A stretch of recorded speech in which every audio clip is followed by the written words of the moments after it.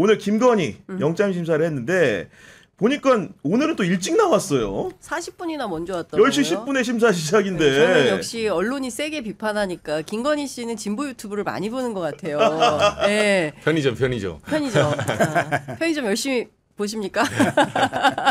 아니 하도 비판을 많이 받아서 그런지 오늘은 이제 40분 먼저 왔는데 차림은 지난번하고 똑같아요. 옷이 똑같더라고요. 옷은? 예, 그 셔츠 안에 입은 하얀색 대체로 단추가 이 여름에 삼복더위에 단추가 그렇죠. 2개씩이나 있는 거를 그렇게 그렇죠. 끝까지 채우고 와가지고 신발도 똑같은 거 신은 것 같고 근데 지난번에 특검에 출석할 때는 약간 몸을 기우뚱기우뚱 했던 것 같은데 이번에는 반듯하게 걸어서 잘 법정안으로 입정을 한 것 같고요.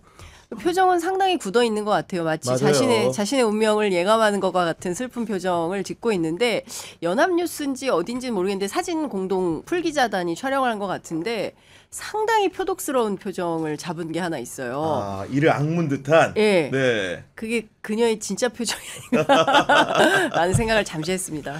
그러니까 오전 10시 10분에 영장 심사 개시가 됐고 오후 2시 30분쯤 끝났다고 하고 중간에 5분 정도 휴정 시간이 있었다고 하니까 대략 따져보면은 한 4시간 정도 조사를 받은 것 같은데 이정주 기자는 오늘 출석 모습 어떻게 봤습니까? 오늘은 제가 봤을 때는 조금 포기한 것 같았어요. 네, 지난번에는 어쨌든 뭐 아무것도 아닌 사람이 어쩌고저쩌고 얘기하잖아요. 출석 잘 받고 오겠다 조사를. 근데 그러니까 지난주 출석과 이번 주 출석의 제일 차이점이 뭐냐면 그 사이에 없던 사실이 나왔거든요. 그렇지. 서희건설, 네. 반클리프.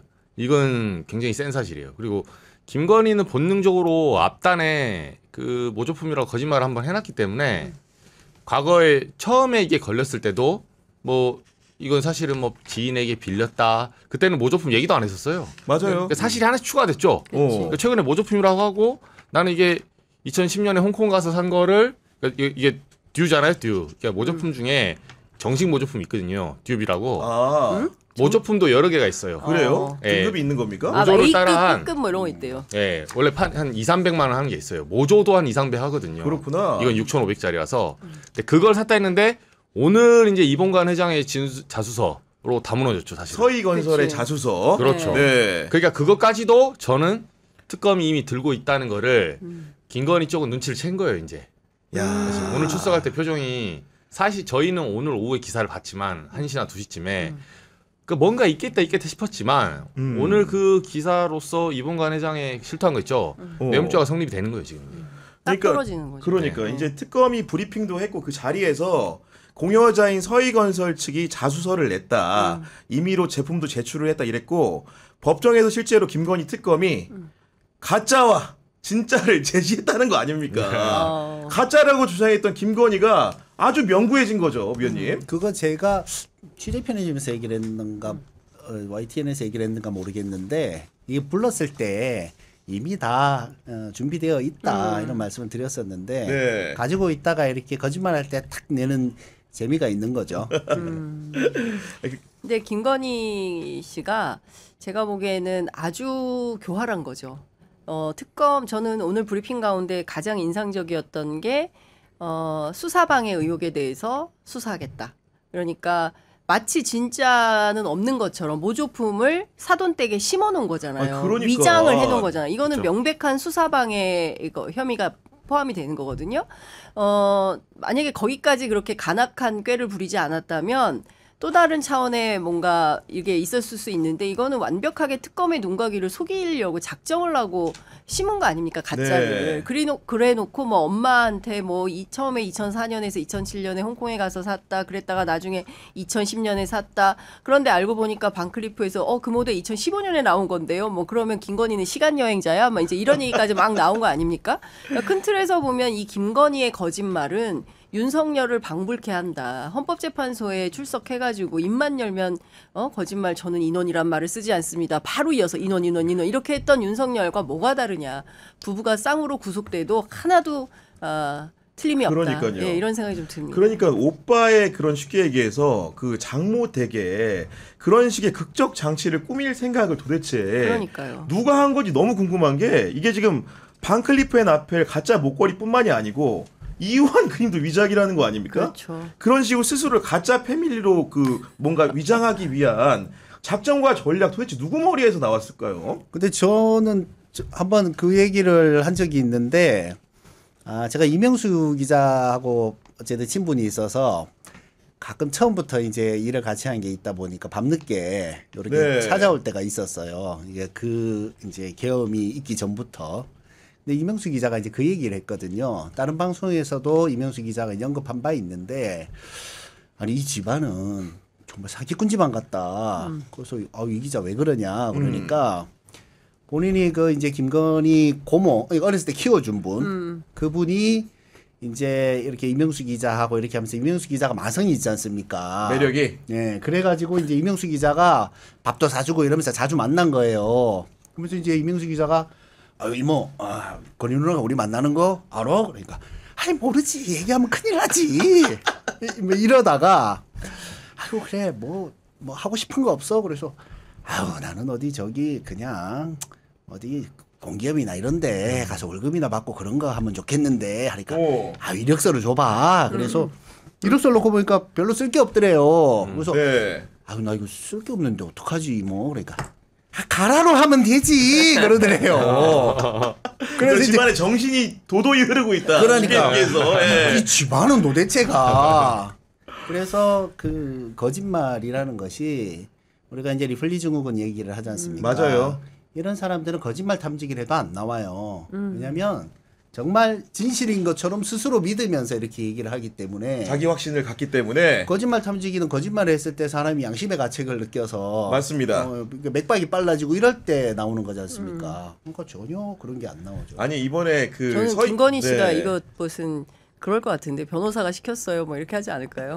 끝까지 자기 책임은 아니라고 할 것 같은데. 내 책임은 아니다. 예, 예. 이 특종을 보도한 주진우 선배 얘기는 예. 변호사 말도 안 듣는다던데 김건희가 자기 마음대로 한다던데. 아니 그래놓고 네. 이제 문제가 생기면 그땐 남 탓이잖아요. 그러니까요. 이 가족의 특징 중에 하나는 이익이 클 것 같다 그러면 동업자를 구속시키는 방식으로 해서 맞아요. 떨어내잖아요. 그러니까 저는 어쨌든 끝까지 자신의 책임을 면탈하고자 끝까지 아주 그냥 안간힘을 부릴 것 같다는 생각 듭니다. 아니 이번 기회에 서희건설이라는 회사가 정말로 이름을 드높이게 됐는데 제가 이제 알아보니까 서희건설 이름을 두고 이제 유래를 따지는 말들 중에 이봉관 회장이 경상도 분이에요. 네. 그래가지고 이제 하나 둘 서희할 때 서희라는 거야. 맞아요. 딸이 셋이다. 네, 딸이 셋. 딸 셋인데 딸바보 경영을 하는 분으로 유명하고 실제로 그 사위를 다 판검사 출신으로 맞아요. 얻고 그렇죠. 막내딸은 검사라는 얘기 아닙니까? 네. 첫째 딸이 그렇지 않나요? 아니요. 막내- 첫째 막내딸이 딸은 이제 아니고 그렇다는 막내딸 거고, 이도희가 검사 그렇습니다. 네. 41기 연수원 41기고요. 그리고 판사가 남편이고 그다음에 이제 둘째 딸이 성희 그리고 남편이 판사. 그리고 큰 딸이 은희. 그리고 남편이 그 유명한 아주 박성근 유명한, 검사. 네. 예. 그 총리실 비서실장 그렇습니다. 했던. 예. 그러니까 이번에 결국은 서희건설이 왜 자수서를 냈을까? 제가 보니까 저도 법조 경험이 좀 있지만은 기본적으로 판검사 출신 사위를 뒀기 때문에 검사인 딸을 뒀기 때문에 본인도 피의자 아닙니까? 이봉원 예, 회장도 그쵸, 예. 본인을 방어할 수 있는 가장 좋은 방법이 자수서 내는 거였어요. 맞아요. 그런 거 아니겠습니까? 예. 네. 싸게 먹기, 싸게 끊자. 예, 이렇게 가는 컨셉인 거죠. 왜냐하면 생각해 보십시오. 지난 주말에 건물을 지하 6층, 지상 20층 그 어마어마한 건물을 샷다를 이틀이나 내린 거예요. 그러니까요. 그래서 제보가 속출했습니다. 그리고 보니까 뭐 이삿짐 때나 쓰는 비닐 장판을 깔아놓고 아무도 못 들어가게 봉쇄해놓고 뭐 했겠어요. 100% 증거인멸 하지 않았겠습니까? 그래서 그 건물의 입주사에 있는 뭐 인사들은 그렇게 표현해요. 파쇄기가 매우 바쁜 주말이었을 것 같다. 이런 얘기를 한단 말이에요. 기자들한테. 그리고 엄청나게 제보가 많이 쏟아졌어요. 근데 종합하면 그렇게까지 버텨보려고 했으나 안 되겠다. 그리고 모여서 가족회의 하지 않았겠어요? 판검사, 당연하겠죠. 딸 사위 모여서 뭐 했겠어요? 네. 근데 이거 안 된다 도저히. 그냥 자수하는 게 방어가 낫다. 안 된다. 네. 네. 네. 그리고 진품까지 오늘 다 내버린 거 아닙니까? 그러니까요. 네. 그런 상황인 건데 게다가 특검이 압수영장에 보면은 뇌물 공여라고 혐의를 적시했기 때문에 싸게 갈 수가 없거든요. 기본적으로 신병 확보라는 구속을 피하기 위해서는 특검 수사에 절대적으로 협조하는 것만이 최선의 해법이다. 이런 판단을 얻었을 것 같고 그리고 이제 그 반클리프 앤 아펠 목걸이 두고서 여러 가지 보도가 쏟아지고 있는데 이거를 구매한 시점도 참 대단합니다. 3월 9일 날 대선인데 3월 10일 날 비서실장의 어머니가 잠실 롯데백화점에 있는 반클리프 매장에 직접 가서 구매 의사를 타진했다는 거 아닙니까? 이정주 기자? 그렇죠. 이게 이미 조금 보도는 나왔는데 그 사람들이 조금 이게 복잡한 게 있어요. 왜냐하면 상품권을 보통 사면 상품 할인율이라고 그러죠. 보통 이제 상품권을 사면 처음에 산 사람이 추적이 돼요. 그리고 이건 법인에 사잖아요. 보통 상품권 그 사면 법인 비용 처리라거든요. 그래서 그게 추적하면 바로 나옵니다. 바로 나오는데 통상은 이제 상품권 세탁을 할 때 어떻게 하면 크로스로 해요. 이쪽 법인 A 법인과 B 법인이 상품권을 사서 바꿉니다.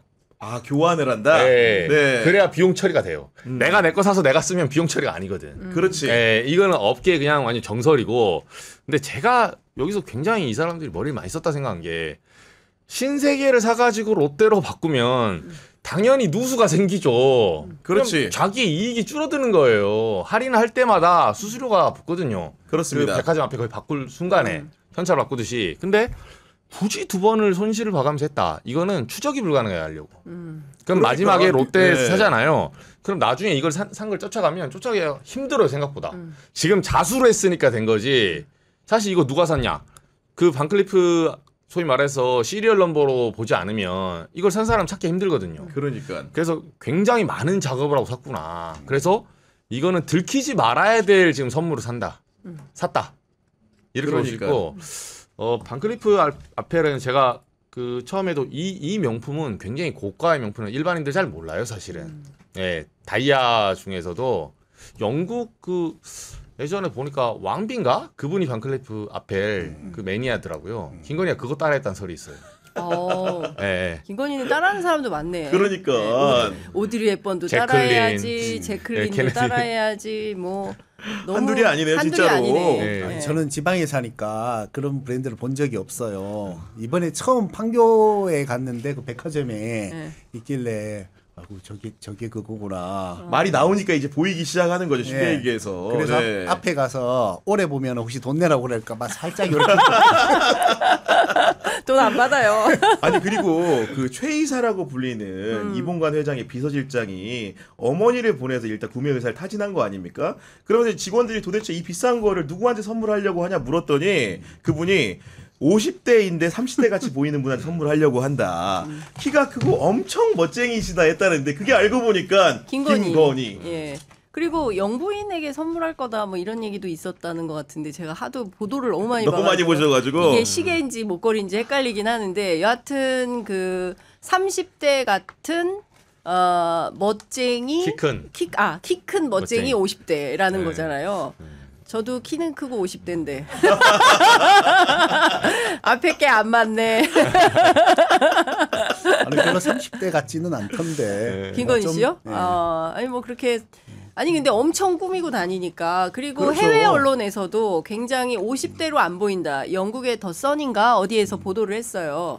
그 해외 순방 갔을 때. 그래서 김건희 씨의 성형 외모에 대해서는 국제사회가 극찬한 바 있기 때문에 그러니까요. 예, 굉장히 50대지만 젊어 보이는 외모를 갖고 있다. 그리고 굉장히 스타일리시하다. 이런 보도는 되게 많이 나왔었죠. 예. 그리고 결국은 그럼 이런 목걸이를 선물을 통해서 어떤 목적을 달성하려고 했던 것인가 지금 추정이 가능한 부분이 기본적으로 한덕수가 국무총리일 때 차관급 비서실장이 누가 됐냐면 이봉관 회장의 첫째 사위 장남인 박성근 전 검사가 비서실장 임명이 됐기 때문에 구설에 오르는 것이고 여기에 더해가지고 당시의 보도들을 찾아보면 한덕수가 어떤 워딩을 했냐면은 비서실장 임명이 됐을 때 저는 어떤 비서실장이 와도 같이 일을 할 자신이 있습니다. 대통령님이 생각하시는 사람이면 좋고 그렇지 않으면 우리 장제원 비서실장이 잘 선택해 주십시오. 그랬더니 며칠 뒤에 우리 박성근 전직 검사님을 딱이라고 한 겁니다 지금. 그러니까요, 예. 그죠? 딱 걸린 거죠 예. 지금. 네. 그랬더니 딱 그 전직 검사님이 오셨다 이렇게 표현을 해요. 전직 검사님 이렇게 표현을 하는데 그 이정주 기자가 그때 총리실 출입했대요. 아, 그러니까 그래요? 네. 제가 출입해서 지금 알죠. 그 이정주 기자가 박성근 전문가예요. 야, 그럼 박성근에 대해서 우리 이정지 기자의 특종 보도 네. 좀 접해보도록 하겠습니다. 지금 특종까지는 못 만났죠. 결국 못 만났는데 그 목걸이를 준비했어야지. 예, 만나려면. 목걸이를 갖고 있어야지. 저도 모조품이라도 하나 갖고 갈 걸 진짜. 그러니까. 근데 그때 뭐가 황당했냐면 그 제가 이제 찾아봤어요. 한덕수 총리가 처음에 윤석열 정권 돌아와서 민주당하고 실랑이가 있어가지고 인준이 늦어져서 5월 20일 날 인준이 됩니다. 그리고 비서실장이 그로부터 13일후인 6월 3일 날 임명이 돼요. 근데 통상은 비서실장 임명하는데 이렇게 오래 안 걸려요. 비서실장은 후보군에 올라가는 순간에 후보자들이 보통 섀도우 캐비넷 넘버원이 비서실장이에요. 그렇겠지. 예, 왜냐면 비서실장은 능력을 보는 게 아니에요. 보통 동선과 예산을 쓰는 걸 옆에서 보기 때문에 자기가 믿을 만한 사람을 안 치는데 생각해보세요. 국회의원 기자도 내가 누구 가면 비서실장 경향에 누구 안 치겠다. 이걸 생각을 한다는 것 자체가 친한 사람이 없는 거야. 본능적으로 알아야 돼요. 아, 내 비서실장은 누구 한 두세 명 딱 떠오르거든요. 그렇죠. 이건 인사 그런 문제가 아니에요. 능력의 맞아요. 문제가 아니기 때문에. 근데 이걸 고민해서 안 쳤다는 거는 용산에서 이제 CCTV로 안 친 거죠. 한덕수 잘 봐라. 가서 안 친 거고 제가 이 얘기를 하는 이유가 그때 그 취임하고 세종시 총리실 공간에서 만찬이 있었어요. 기자. 만찬 있을 때. 네, 기자 만찬에 갔는데 근데 박성근 실장도 온 겁니까? 당연히. 안 왔죠. 안 왔어? 안 왔죠. 비서실장인데 네, 왜 안 옵니까? 주인공이 안 왔죠. 예, 그래서 저희가 그 행사장에 이제 총리 밑에 국무조정실장 비롯해서 다 장관급이에요. 그 총리실이 굉장히 크잖아요. 사람들이 만만하게 봐서 그렇지 조직이 커요. 근데 막 예를 들면 국무 1차장부터 시작해서 테이블별로 다 앉아 있는데 기자들이 다 내려가서 솔직히 저도 그때 짜증났죠. 왜냐면 서울에서 청와대 용화대 삼진하면서 겸임하는 출입처거든요. 그렇지. 원래 근데 보통 만찬한다고 그렇지. 세종 내려오래. 저녁 6시에. 그럼 저는 이제 12시 돼서 서울 올라오는데 버스 대절해가지고 광화문에 출발하거든요. 그 기분이 좋겠어요? 그 내려갔죠. 왜? 박성근 보러. 네. 부장이 박성근 보고 오래요. 야, 거기를 만나고 와야 된다. 아, 진짜로? 다 그랬어요. 그때도 실세 소문이 좀 있었던 겁니까? 그러면? 소문 정도가 아니라 그 공간에 보면 담배 피는 곳이 있거든요. 네. 거기 나와가지고 우리가 야 박성근이 왜 안 오냐? 진짜 총리 왜 안 오냐? 아, 그러니까 총리실 만찬에 간 기자들이 네. 박성근을 따로 보고 싶어 할 정도로 그렇죠. 대통령실에 신임이 두터운 사람이라는 게 그렇죠. 이미 몇 년 전에, 수년 전에, 예. 3년 전에 있었던 얘기라는 거 아닙니까, 그리고 지금? 대선 때 이미 소문이 다 나 있었어요. 서희건설에 대한 부분이. 그래서 우리는 한덕수를 보러 간 게 아니라 한덕수 총리가 말이 많더라고. 뭐 규제 개혁. 알았고. 알았어요. 그 뭐 알아서 하시고. 박성근 언제 오냐고 박성근. 약간 좀 튀긴 것 같은데. 아니 우리의 내가 심정이 왜 MSG로 좀 친 것 같은데. 미쳤죠. 근데 심정이 그랬어요. 그러니까 아니 한덕수 앞에서는 다소곳 하실겠죠. 아니 속으로 하진 않았어요. 예, 이정주 MSG 리. 한덕수 총리 말할 때도 담배 우리가 말하고 있는 와중에 나가서 담배를 폈어요. 그냥 피면서 그 정도로 한덕수는 무시하고. 아니, 야. 중요한 사람이 아니잖아요. 저희가 바쁜데 제한된 자원을 우선순위를 정해야지. 그래서 담배 생각이 나. 저도 그 저녁 노을에 아직도 생각이 나. 약간 한옥처럼 생겼거든요. 거기가 흡연구역 있어요 공간에. 거기서 담배 피면서 지금도 기억이 생생해요. 야 언제 오냐 진짜 총리는. 야. 저희가 그 얘기를 나눴어요 실제로. 아니 근데 저 얘기를 국민의힘 주변에서도 제가 취재하면서 들었어요. 총리보다 더 말을 많이 하는 사람이다. 그리고 아, 진짜요? 아나무인이다라고 소문이 쫙 나 있었어요. 그래서 이런 사람 영도에 출마시킨다고 될까 했는데 물론 그 경선 과정에서 탈락했죠. 탈락을 했죠. 근데 이 박성근 검사가 사실은 검찰 내에서 잘 나가는 검사는 아니었어요. 이 사람은 공안통이에요. 그리고 윤석열은 특수통이죠. 물론 그렇죠. 이제 두 사람의 근무연은 2009년 대구고검에서 이쪽은 그 특수부장을 하고 박성근은 부부장 검사를 해요. 근데 이게 특별하게 인연은 없어요. 이 사람은 공안통, 형사통 이렇게 돌았고 윤석열은 특수통이고 진짜 잘 나가는 맞습니다. 검사이기 때문에 뭐 일로 겹치는 사이는 아니다. 그러니까 찐윤, 뭐 친윤 이런 반계에도 좀 살짝 끼기 어렵다. 그럼 뭐냐? 이봉관 회장이 이제 경희대 출신이에요. 오. 네, 그래서 경희대 동창회장을 해요. 그래서 문재인 정부 때 검찰 내에서 어떤 소문이 있었냐면, 야, 이봉관이 경희대 출신이고 문재인이 경희대 출신이니 거기다가 박성근이 맞사위고 돈도 많으니 앞으로 박성근은 잘 나가겠네 이런 소문이 있었다는 그런 거예요. 소문이 있을 정도로. 예. 그런데 잘 나가지 않고 검사장 승진을 못 해요. 그리고 이 박성근이 어디 출신이냐면 부산 해광고 출신입니다. 부산 해광고 출신의 86학번이에요. 그러니까. 그래서 조국 대표하고 또 그렇죠. 인연이 있다. 후배가 되죠. 그렇죠. 예. 맞죠. 그래서 제가 또 막 취재를 했어요. 그랬더니 주변에서 그 출소하시면 그때 물어봐라. 조 대표가 제일 잘한다 박성근은. 그렇구나. 왜냐하면 서울법대가 해광고에 또 그렇게 이 82학번과 86이면 좀 비교적 가깝잖아요. 요런 선배들 사이에서 뭐 해광고에서 서울법대 많이 가진 않았을 거다. 맞아요. 네. 네, 그래서 많이 알 거다라고 해서 하여간 출소하시면 좀 여쭤보려고 하고 중요한 포인트는 문재인 정부 때 굉장히 잘 나갈 거라고 기대했는데 잘 못 나갔고 실제로 못 나갔어요. 예, 네. 그리고 실제 어떤 소문이 또 있었냐면 이봉관 회장이 서희건설이고 MB 때부터 잘 나갔거든요. 그 MB 때 막 건설 엄청 했어요. 그래서 잘 나가서 이봉관이 이제 그 경희대 출신이니까 문재인 정부 때 꽤 더 잘 나갈 거다라는 얘기가 돌았다는 거예요. 근데 잘 못 나간 이유가 뭐냐 나중에 알아보니까 문재인 대통령이 씻고 다니더라. 이제 이런 소문이 검찰 주변에 파다했던 거예요. 야, 그래서 그랬구나. 생각보다 그의 사위도 생각보다 서희건설도 문재인 정부 때 잘 못 나갔는데 윤석열 이후에 이렇게 나가게 된 거죠.